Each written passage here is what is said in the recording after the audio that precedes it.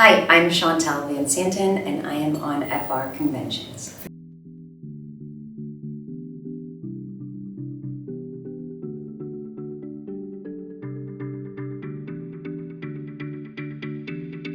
So I went in and I was actually going to read for the role of Alex, and I was prepared for that, and I went into the room and they asked me instead to go back out into the lobby and gave me new sides, which is like from the script, for the role of Quinn.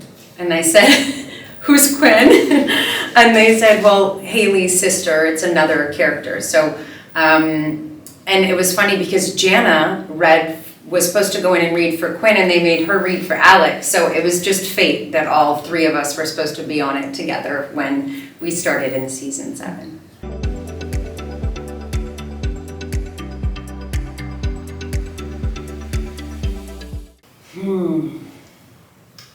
You know, I think like when you work on a show for multiple seasons, you're able to kind of grow through the storylines that they give you.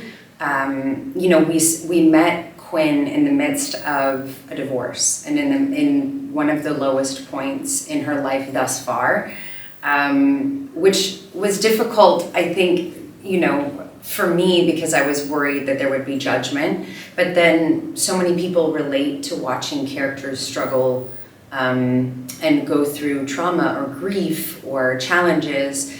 And I think I learned to welcome those and to not be worried that there would be judgment, because we all go through challenges and failures and mistakes in life, and you know, it makes you more human and relatable.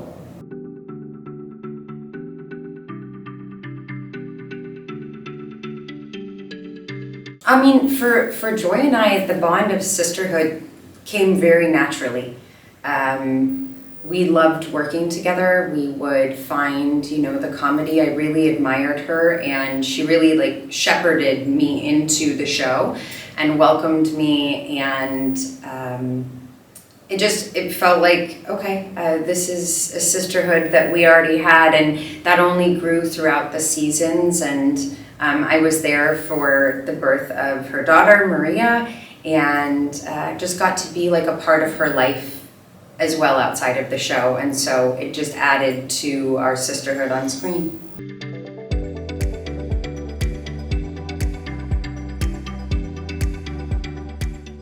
I think the chemistry happened very naturally for him and I. We had such a strong foundation of a friendship, and I think because of that, that's what you see on screen. Like there's like such a deep mutual love and friendship there that it was in all of like the playful, fun, you know, Quinn and Clay moments. And I feel so lucky. I think also the bond of starting a show when it had already been around for 6 seasons and you're doing it together, you're kind of immediately like, okay, we're doing this, we're together. Okay, you got this? Yes, all right. And so, you know, that only helped, I guess, strengthen you know, this mutual experience that we were having and our friendship.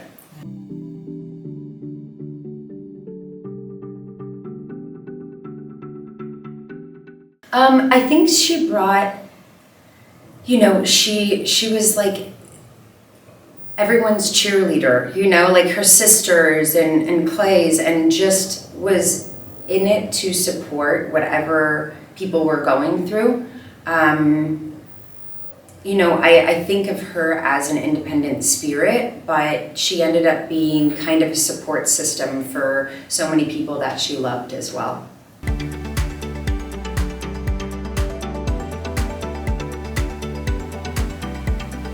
With Jana, I mean, we always laughed that like her and I have a friendship, and we didn't have that much, you know, like screen time together.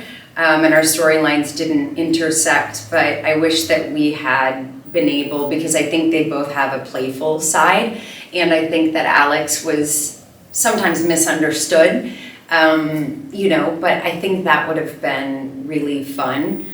But yeah, I think I wished a lot of our storylines would have, you know, we live in this small Tree Hill. We should have seen each other more often.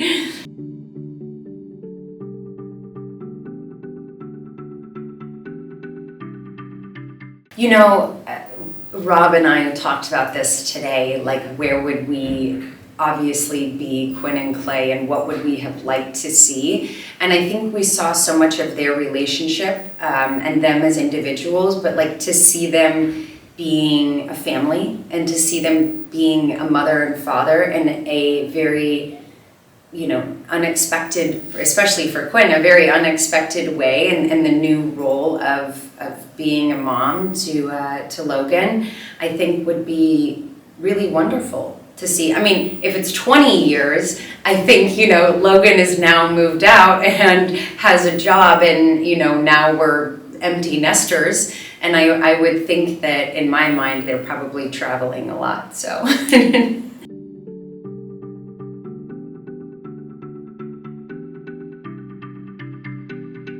Oh, Grant's amazing. Grant and I really had, it's similar to like Rob and I, we had a friendship, and it was so wonderful to play on screen and to come up with really dorky, you know, things to say and laugh about. And it was really, yeah, my first like superhero show. And so it was funny to have to play with like special effects of, you know, King Shark, and there was no King Shark. There was like a guy on stilts in a dinosaur costume that was like from, you know, a Halloween store, and you know, you have to play like it's a big scary monster. So there was a lot of acting involved, but it was so much fun.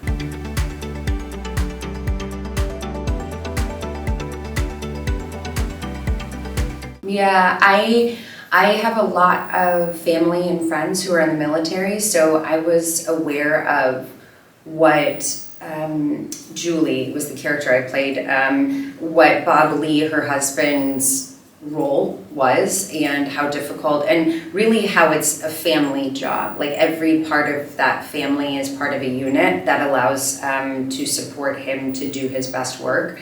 And so I think that, you know, knowing the loyalty and knowing how challenging his job is, and being able to like support and keep the home and their daughter and her life in line, even though they would write all sorts of crazy things, it was an honor to play, but also definitely dark and challenging.